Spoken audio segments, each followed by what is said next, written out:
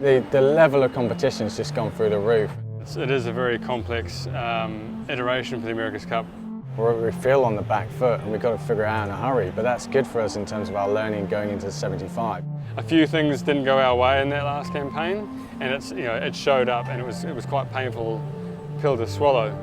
We're learning rapidly, and it's great to be out here against these teams that have got more hours in the boat and frankly are doing a better job than we are.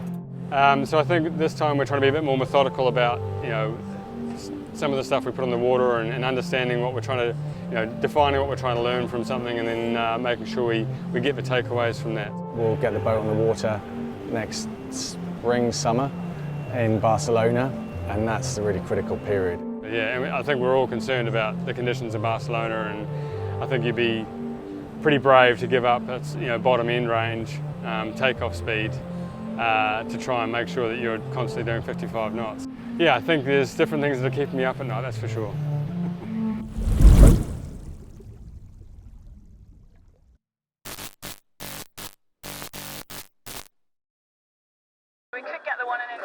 The level of competition has just gone through the roof, and there are reasons for that. We talk about quite openly with the league, the Oracle Cloud, all of the data from the other boats, and that's really helping the teams that have got some great coaching, the analysis of that data, so figuring out why the Australians are doing so well most of the time, and some of the other teams in certain conditions maybe have a jump on the rest of the fleet.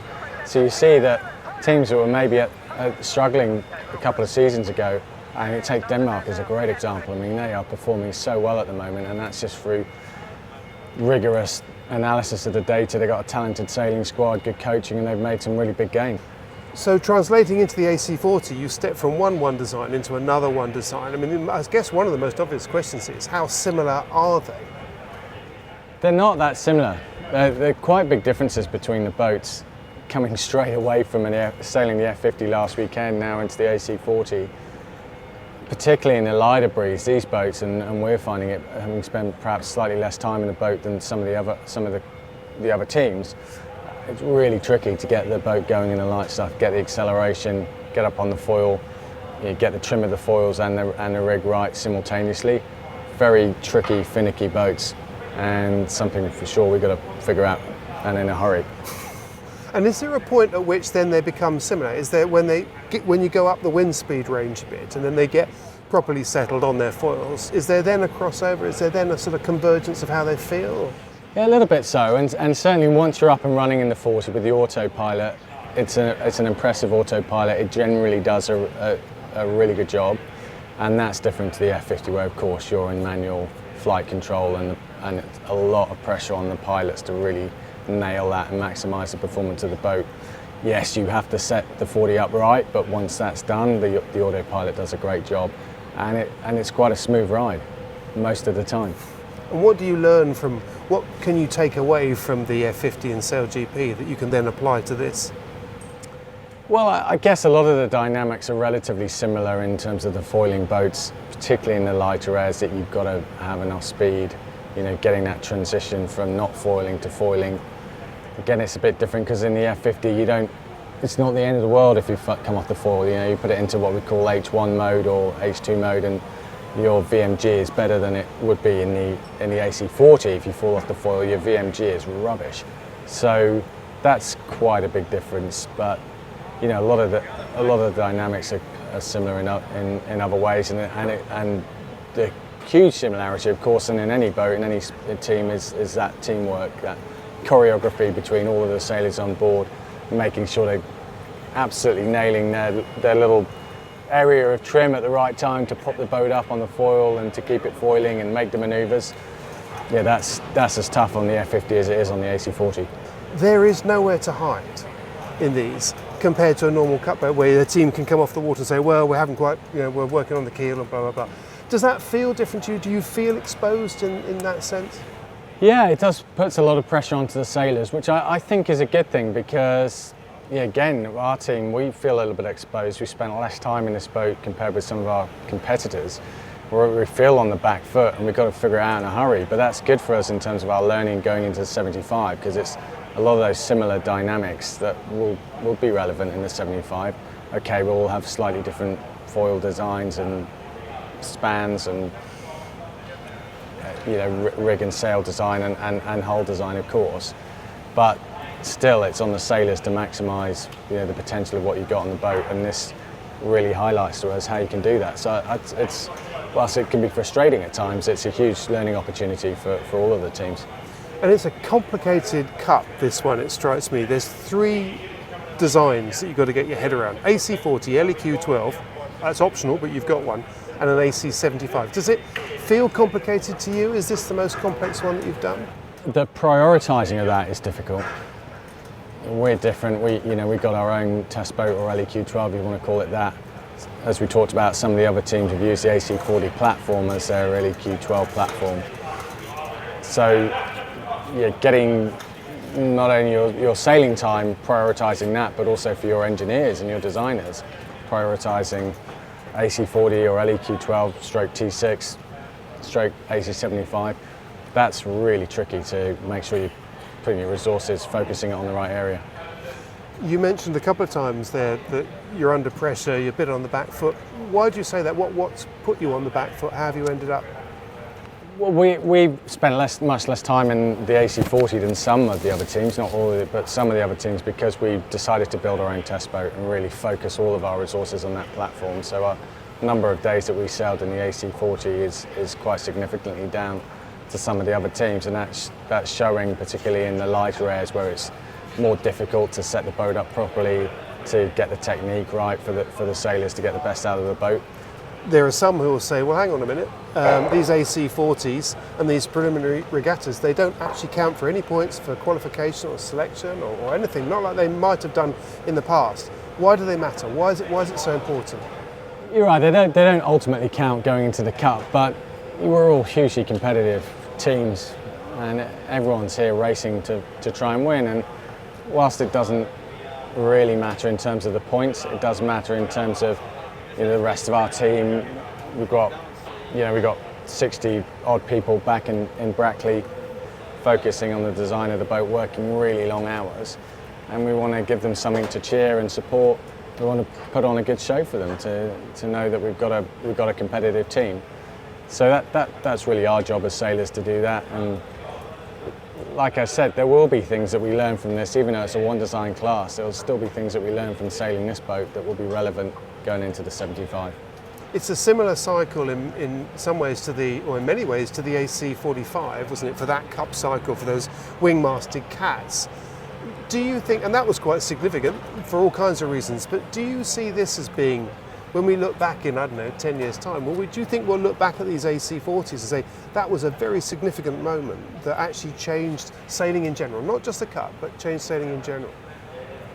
That's a really interesting question. I don't know what the future of the AC40 is. I think it certainly should have a future. Then you start asking, where could it sit versus SailGP, for example. I don't think the sport is big enough to have 2 professional leagues in that scale of boat. SailGP, in my view, has done a phenomenal job. Russell and Larry and the team behind that. Really, for the first time, we've got a professional sailing tour and sailing that has got the continuity and is now starting to get the commercial support. So the AC40 has a place in the sport, but slightly differently to SailGP. Whether that's as an owner-driver class of boat, or you're building on the Youth and Women's America's Cup. I don't know exactly, but it's got a huge amount of potential. So we need to do a good job and make sure it finds that spot, slots in somewhere in the sport, and provides great sailing, great racing for many generations of sailors, young sailors coming through, but also perhaps some sailors that haven't experienced foiling before. The 40 is a great way to do that, with the autopilot and it being a relatively safe platform, being down low in the bucket seats to experience foiling in those kind of boats. And having spent many hours doing that, and you've sailed with lots of talented amateur owner drivers and the rest of it, do you think this is the kind of boat that you could realistically do that with, given that you've got 2 cockpits? It's learning, I know you've learned how to fly. It strikes me it's a bit like learning how to fly, dual controls. Is that? Yeah, I think you could. It's plenty on, it's full on, but if I was an older sailor that wanted to try and get into foiling a little bit and perhaps not that athletic, I'd much rather be doing it in an AC40 than an F50. and that's just the differences in the boat. So that's why I think potentially, could it be a new owner-driver class, maybe, or some other area of the sport they can fit into. What is INEOS Britannia doing? What does the pathway look over the next 12 months? We'll get the boat on the water next spring, summer in Barcelona, and that's the really critical period. We'll have a period of time there that we've got to get the boat operating, we've got to maximise the performance. All of the other teams will be doing the same thing. We're not supposed to be sailing against one another, so everyone's going to be trying to figure out the performance differences, and then we'll do this practice race in some point in August, and that will tell us a lot about the performance and who's going to have a good cup and who's going to struggle. It is a very complex iteration for the America's Cup. I think it's probably made a little slightly easier internally in the fact that it's the second iteration of the AC75, so we've got our head around that. I'm sure for the early starters in the last campaign, trying to understand what a foiling, 75-foot foiling monohull was, and then building two of them was going to be an impressive challenge, and it was. I think the fact that everyone's achieved that now. We know what the physics are and what's involved. We've got our head around what it takes to build one and get one on the water, and we've really just got scaled down versions of them. But yes, we do have three different designs, and we are balancing that. It's a resource game for us, really, like trying to understand who should be focusing on the next race boat, so the AC75. Who should be operating the current test boat, which is T6, and getting all of the data from that, making sure we're developing that and learning from it in time to feed RV3, the race boat. And then there's obviously the AC40, which we can't ignore. It's a great tool.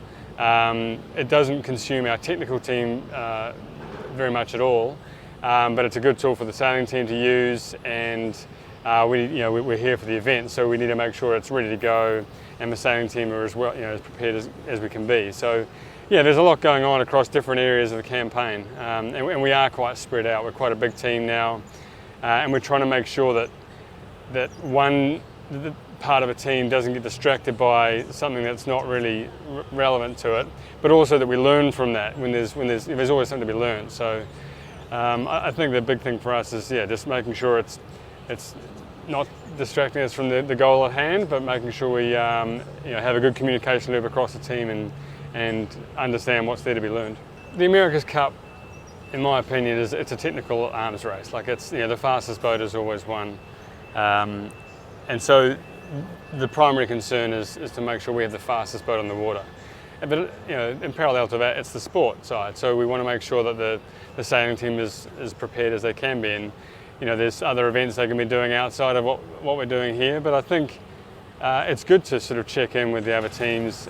It's actually been really interesting. Even though they're one design, there's still different ways you can mow the boat, different ways you can trim the boat. So there's still a lot to be learned, and I think it's a good way for new teams to get on board and try and make that stepping stone up into an AC75, because I think that obstacle is quite big to climb straight into a big boat. So I think I generally think it's a good thing for the event and the class and the teams. Auckland in the last Cup cycle was pretty tough on you guys. It was a rough ride, wasn't it? There was some expectations that weren't achieved. How much have you learned since then? Presumably a lot, but how has that experience changed the team for this cycle? Yeah, I mean, we're quite a different team to the one we had in Auckland across the board. The sailing team might look quite similar, but they're a very small percentage of the overall team. I think we've benefited from the fact that we had we've learned some hard lessons in AC36. So I think it certainly takes a look at our internal processes, not just from the design side of things, but also when we validate something and make sure it's behaving like we think it should be behaving. I think there's a bit of bad luck in the last Cup where if you're going to learn something the hard way, you got punished for it. Like there was in these boats when you're sort of the foiling versus not foiling. If one boat's in the water, one boat's out of the water, the punishment is quite severe, and I think that was a few things didn't go our way in that last campaign, and it showed up, and it was quite painful pill to swallow.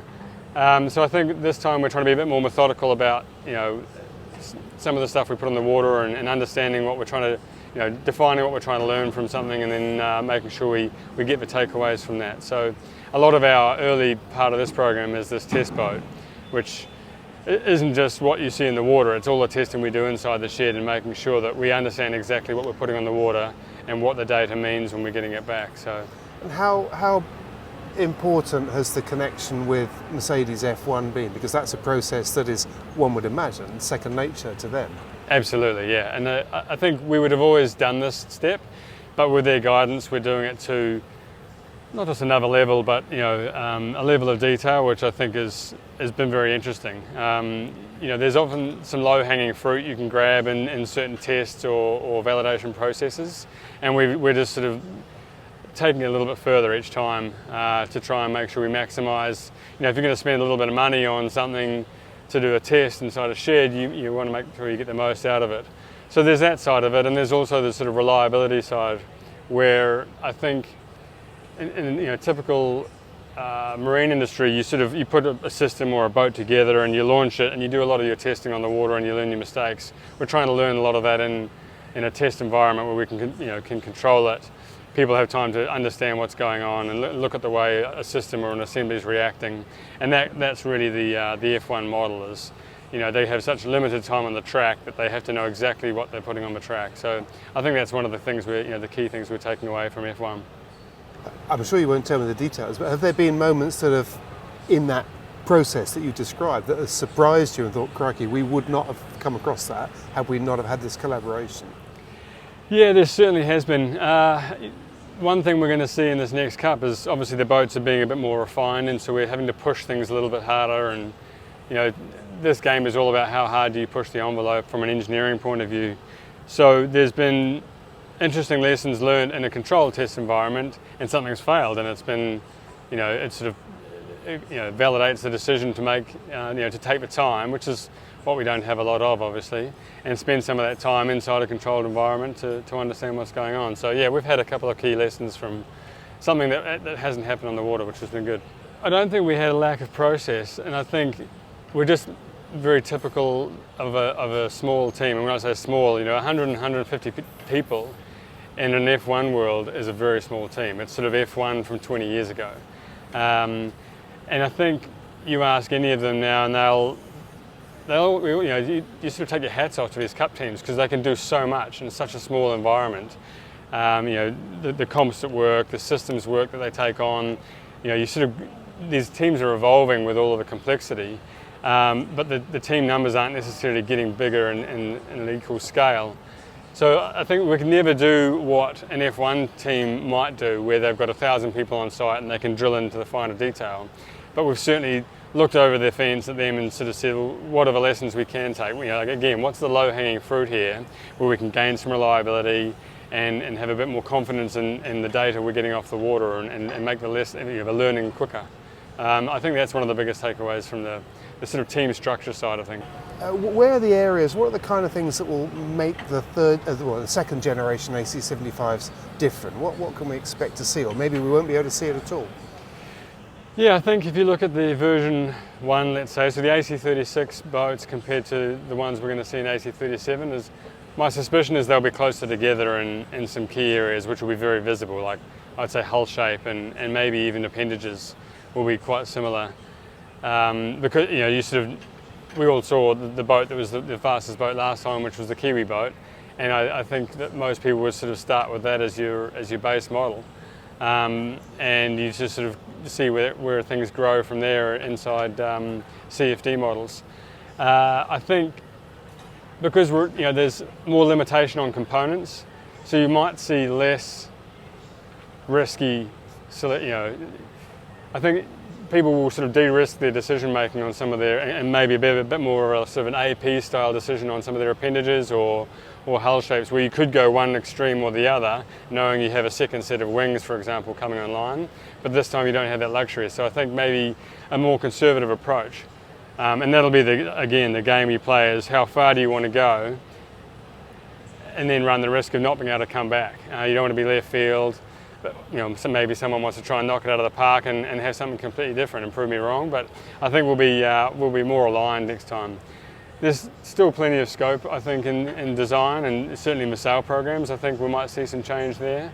And I think the aero, people's awareness of these boats and the speed they're going are going to focus on aero drag a lot. So I think we'll see some interesting shapes and bits and pieces come out that might not be typical for a yacht, basically. We've often seen, certainly with the speed sailing boats, we saw a similar thing with the AC-75s last time, that there seems to be a bit of a technical glass ceiling around about 50 knots where cavitation becomes a real issue. Yeah.